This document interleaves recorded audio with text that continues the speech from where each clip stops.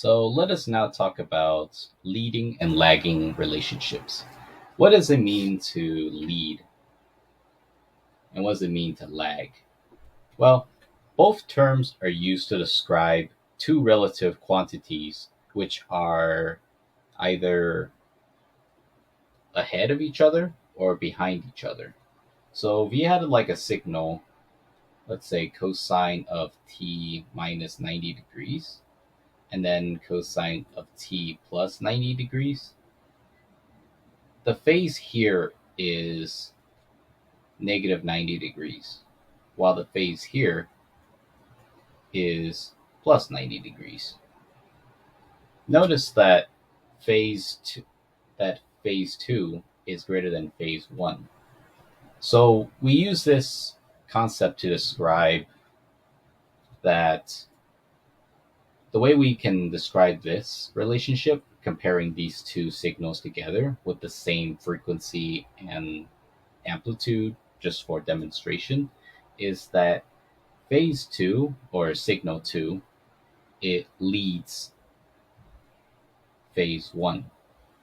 But usually in this, it's not very specific. We can't, I don't really know um, what you mean when it says leads phase 1. Does it lead phase 1 by 1 degree, 2 degrees?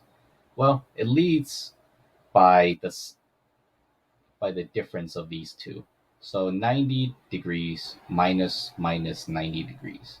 So it's 180 degrees.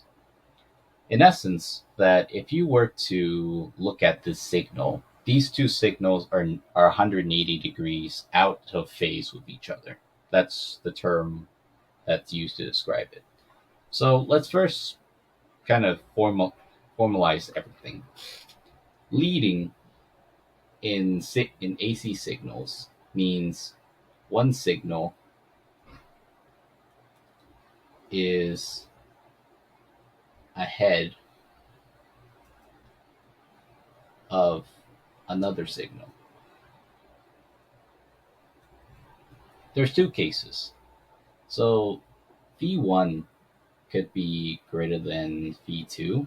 That just means that phi1 leads phi2 by the difference in between them. So let's call this theta 1 minus theta 2. That's the quantity we use to describe their how much, you know, how much phi1 leads phi2. Or we can say phi1, what if it's the opposite case? Then phi2 leads phi1 by phi2 minus, or theta 2 minus theta 1.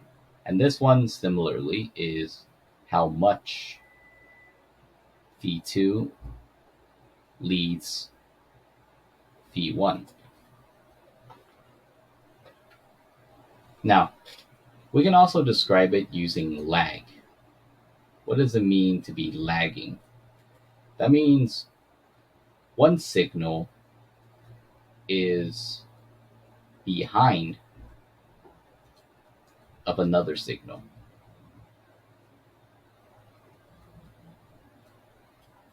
So if we use this relationship further, rather than saying that phi1 leads phi2 by this amount, we can say that phi2 is lagging, or phi2 lags. Just to keep it consistent, we'll say phi2 lags phi1 by the same quantity. So how much phi1 leads phi2 is also equivalent in saying how much phi2 lags phi1. Similarly, we get this case. And then we can say that phi1 lags phi2 by theta 2 minus theta 1. and similarly, it matches this description. So, what does it mean? Whenever you're talking about lead lag relationships, you're talking about how much one signal is ahead of another signal or how much one signal is behind another signal. Now, a few things to note. You can only compare this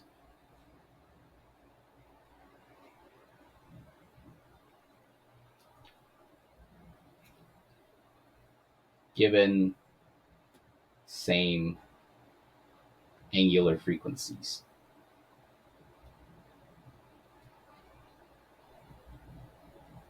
Otherwise, we can't really necessarily say that one signal leads another signal or lags behind another signal if they have different angular frequencies. What does it mean to have same angular frequencies?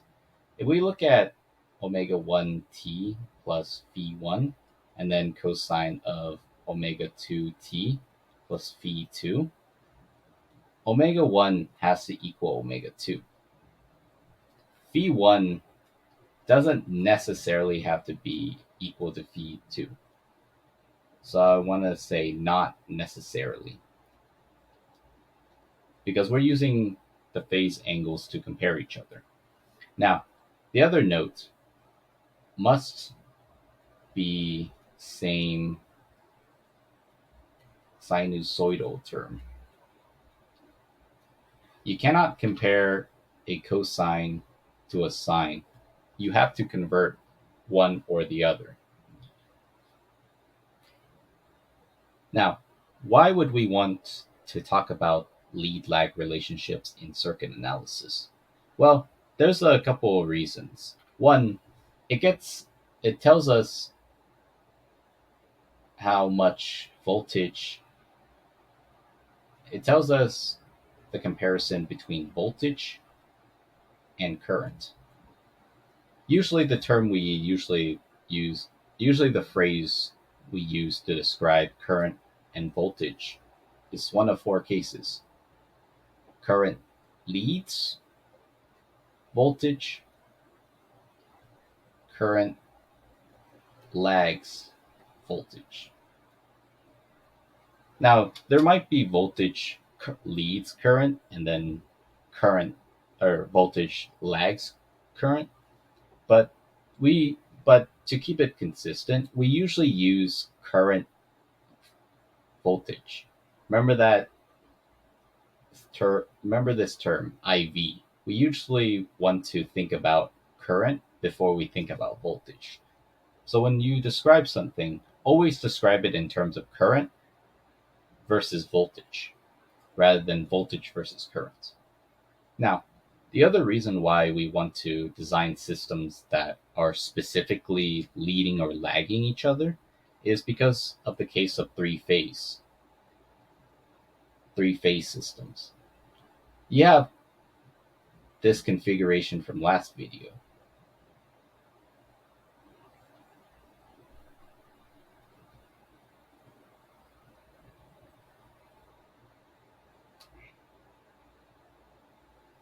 And then you have a neutral.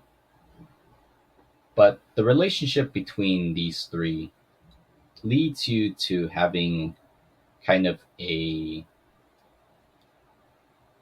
allows you to deliver more power more effectively. So you would want to design systems that are purposefully out of phase with each other so that you can deliver a lot more power. Now, it turns out that when you study EE 3300, so in EE 3300, you get to explore more about these three phase systems and just how effective they are in terms of power systems and power systems analysis. And if you're interested, you can take more power systems courses and kind of explore what power systems has to offer. But in short, lead lag relationships are useful for determining how one signal is compared to another signal given the same sinusoidal term and given the same angular frequency. Okay, thank you.